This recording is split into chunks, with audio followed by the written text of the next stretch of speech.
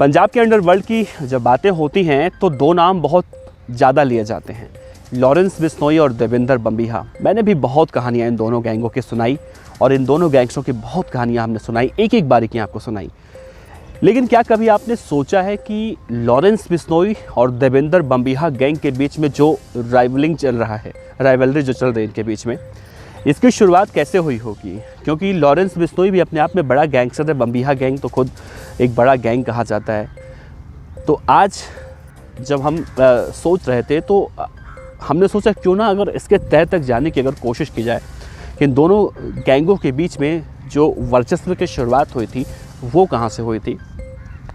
तो हमें जानकारी मिली और हमने सोचा कि आप तक क्यों ना साझा किया जाए, क्योंकि जब हम पंजाब के अंडरवर्ल्ड की बात करते हैं तो हम अगर कुछ बड़े लोगों के नाम को हटा दें तो ऐसे न जाने कितने लोग हैं जो इस गैंग वॉर की भेंट चढ़ चुके हैं, जिनके नाम भी शायद कभी लिए गए हों या ना लिए गए हों। हालांकि पुलिस के फाइलों में उनके नाम ज़रूर दर्ज हैं, लेकिन आमतौर पर सिर्फ बड़े बड़े लोगों के नामों की चर्चा होती है।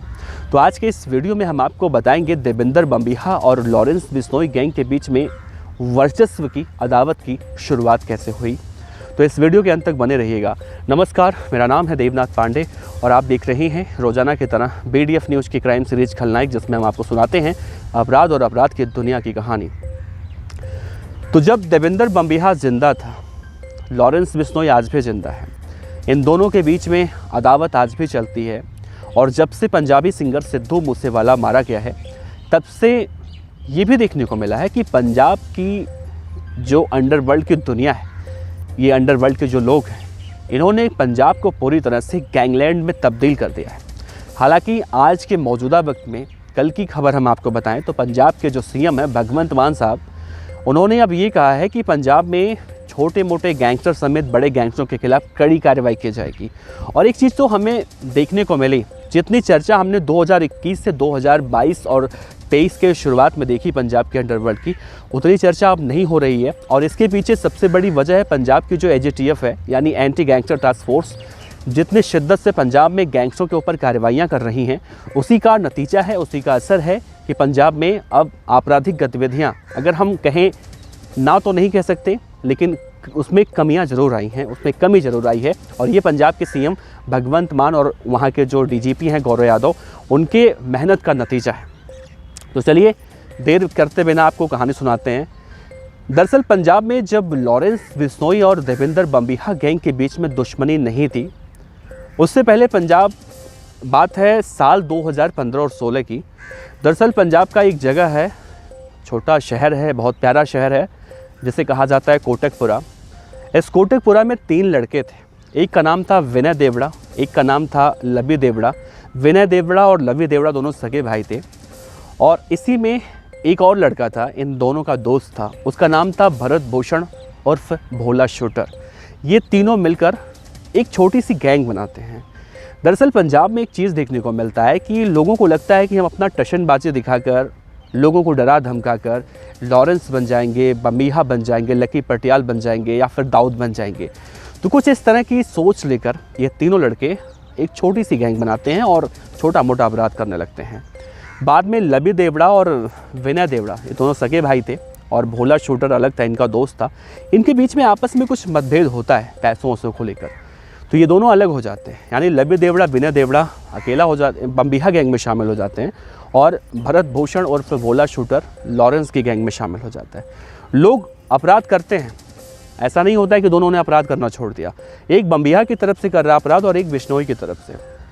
लेकिन तभी विनय देवड़ा और लवी देवड़ा, ये दोनों अपने आप को समझते थे कि हम 2 भाई हैं, तो हमें उन पर भारी पड़ना चाहिए। और ये पहुंच जाते हैं भोला शूटर के घर पे। और भोला शूटर के घर पे जाकर उस वक्त ये धमकी देते हैं कि भोला शूटर हमारे एरिया में दादागिरी ना करे, वरना वो जान से जाएगा। ये धमकी सिर्फ एक डराने के लिए की गई थी। उनका इरादा उस वक्त यही था कि इससे भोला शूटर डर जाएगा। लेकिन भोला शूटर उस वक्त अपने घर पर मौजूद नहीं था। लेकिन जब भोला शूटर को ये जानकारी मिली कि लवी देवड़ा, विनय देवड़ा देविंदर बम्बिहा गैंग के बदमाशों के साथ हमारे घर पर आकर हमें धमकी देकर गया है, तो फिर एक प्लान बनाया जाता है और लॉरेंस बिश्नोई गैंग में शामिल हो चुका था। और ये तय किया जाता है कि अब लवी देवड़ा और विनय देवड़ा दोनों को सबक सिखाया जाएगा। दशहरे का ऐसे ही जैसे आज वक्त चल रहा है, दशहरे का वक्त था, कोटकपुरा की नई अनाज मंडी वो जगह था और उस दिन लॉरेंस बिश्नोई गैंग लबे देवड़ा और विनय देवड़ा को सबक सिखाने की पूरी प्लानिंग कर चुका था। संपत नेहरा उस वक्त जेल से बाहर था। लॉरेंस बिश्नोई, लॉरेंस का राइट हैंड कहा जाता है। संपत नेहरा, जग्गू भगवानपुरिया, भोला शूटर और इनके 2 और साथी थे। नई अनाज मंडी में जो मेला लगा था वहाँ पर देवड़ा बंधु जो थे 10 दिन पहले जेल से बाहर आए थे जमानत पर, वो वहाँ पर मेला देखने गए थे। तभी एक सेडान कार आती है, उसमें से संपत नेहरा निकलता है और उसके साथ 4 और बदमाश निकलते हैं और तभी वहाँ पर उस मेले में गोलियाँ चलने की आवाज़ें आती हैं और विनय देवड़ा तो भाग जाता है लेकिन लबी देवड़ा वहीं पर मारा जाता है और वो संपत नेहरा के साथ जितने भी बदमाश थे मारने के बाद वापस चले जाते हैं। ये बात इतनी बड़ी हो जाती है कि नई अनाज मंडी कोटकपुरा में लबी देवड़ा मारा गया। लबी देवड़ा का कोई बड़ा नाम नहीं था लेकिन उसे मारने वाले लोग बड़े थे, वो बड़ी गैंग में शामिल था, इसीलिए ये चर्चा बहुत ज़ोरों शोरों से होने लगी। इसके बाद फिर विनय देवड़ा जब जिंदा बच जाता है तो फिर वो अपने भाई की मौत का बदला चाहता है और बम्बीहा गैंग के सरगना लकी पटियाल उर्फ गौरव, जो इस वक्त आर्मेनिया में बैठा हुआ है, उससे संपर्क करके ये कहा जाता है कि अब हमें बदला चाहिए और फिर बदले की एक कहानी शुरू होती है। या फिर हम ये कहें कि आज जो लॉरेंस और बम्बीहा गैंग के बीच में जो दुश्मनी चल रही है इसकी शुरुआत यहीं से हुई थी। और फिर जब लबी देवड़ा की हत्या की बदले की खातिर संपत, जग्गू भगवानपुरिया, भोला शूटर, इनमें से किसी एक को मारना था या फिर इनमें से सबको मारना था, तो मौके की तलाश में थे। चंडीगढ़ वो जगह था। चंडीगढ़ में बाइक पर सवार होकर 3 बदमाश बम्बीहा गैंग के संपत नेहरा की और उनके गैंग के और बदमाशों की रेकी कर रहे थे। तभी उन्हें अचानक दिखता है कि एक व्यक्ति बाहर खड़ा है। चंडीगढ़ का एक मॉल है, उसी मॉल के बाहर एक फॉर्च्यूनर कार खड़ी थी, उसके सामने ठीक एक व्यक्ति खड़ा था। उस वक्त गौरव पटियाल को फ़ोन करते हैं गैंग के बदमाश कि हम आए तो थे संपत नेहरा, जग्गू भगवानपुरिया, भोला शूटर या फिर किसी और को मारने, लेकिन जो सामने मुझे व्यक्ति दिख रहा है क्या इसे हम मार दें? लकी पटियाल उस वक्त कहता है ठीक है मार दो, 100 काम छोड़ के तुम इसको मार दो। दरअसल वो व्यक्ति जो खड़ा था वो लॉरेंस बिश्नोई का सबसे करीबी और गोल्डी बराड़ का बड़ा भाई गुरलाल बराड़ था और सोपू का वो अध्यक्ष भी रह चुका था। और इतना बोलते ही उसके अंदर कई गोलियां झोंक दी जाती हैं और इसके बाद गुरलाल बराड़ की हत्या हो जाती है। अब देखिए, बम्बीहा ने यहाँ बदला लिया, बिश्नोई ने लबे देवड़ा को मारा।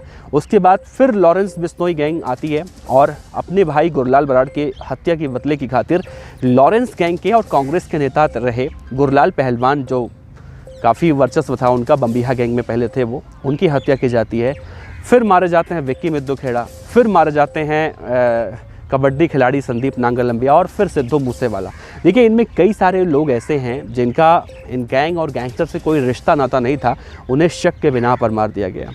तो अगर हम इस जंग की शुरुआत की बात कहें तो यही थी वो जंग की शुरुआत जो देवड़ा बंधु थे दोनों, जिनकी हत्या सबसे पहले लॉरेंस बिश्नोई गैंग के बदमाशों ने कोटकपुरा के न्यू अनाज मंडी में करवाई थी। वैसे इस कहानी को अगर हम सुनाने के लिए बैठे हैं आपसे तो ये कहानी बहुत लंबी है, इसे हम आपको पार्ट वाइज सुनाएंगे। अपने विचार रखिएगा और इंस्टाग्राम पर हमें डीएम कर सकते हैं। बहुत सारे हमारे मित्र इंस्टाग्राम पर डीएम करके हमें बताते हैं और उनकी जो मांग होती है, जिन गैंगस्टरों के बारे में वो कहानियाँ सुनना चाहते हैं, दरअसल सबकी कहानियाँ हम सुनाना चाहते हैं लेकिन समय के अभाव के चलते हम नहीं सुना पाते हैं।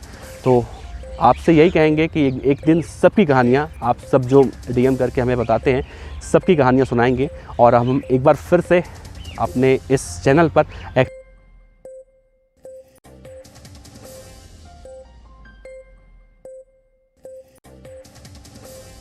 खबर अच्छी लगी हो तो लाइक कीजिए, सब्सक्राइब कीजिए, साथ ही बेल आइकन का बटन दबाइए पीडीएफ न्यूज की खबरें सबसे पहले देखने के लिए।